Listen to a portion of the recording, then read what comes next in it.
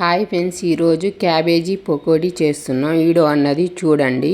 First cabbage తీసుకొని క్యాబేజీని cut చేసుకొని పెట్టుకోవాలి. కొంచెం కరివేపాకు వేసుకోండి. క్యాబేజీలోకి 2 పచ్చిమిరపకాయలు కట్ చేసుకొని పెట్టుకోండి. పచ్చిమిరపకాయలన్నీ వేసుకోవాలి. కొంచెం చికెన్ మసాలా వేసుకోండి. కొంచెం ధనియాల పౌడర్ వేయండి. కొంచెం కారం వేసుకోండి. కొంచెం సాల్ట్ వేసుకోండి, సరిపోయినంత సాల్టు. కొంచెం కొత్తిమీర వేసుకోండి. శనగపిండి వేసుకోవాలి. వేసి మంచిగా కలపాలి.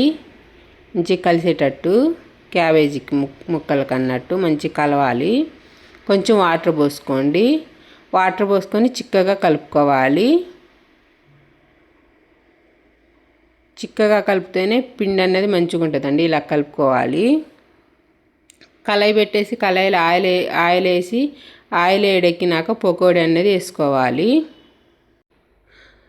మధ్యలో ఒకసారి చెంచబెట్టి కదిలియండి. ఇలాగా ఒక సైడు కాలంగానే రెండో సైడ్కి క్యాబేజీ పకోడీ అనేది తిప్పేసుకోవాలి. 2 పక్కల కాల్చుకోవాలి. ఒకసారి చేసుకోండి. క్యాబేజీ పకోడీ బాగుంటుందండి. పకోడీ అనేది రెడ్గా కాగానే చెంచుతోని తీసేసుకోండి. క్యాబేజీ పకోడీ మంచిగా రెడీ అయిందండి. చూడండి, ఒక ప్లేట్లో పెట్టేసుకోండి. అట్లా ఆయిల్ అన్నది కారిపోయిద్ది. ఎక్స్ట్రా ఏమైనా ఆయిల్ ఉంటే. క్యాబేజీ పకోడీ రెడీ అయింది. వీడియో అన్నది చూడండి, మంచిగా ఉంటుందండి. ఒకసారి ట్రై చేయండి.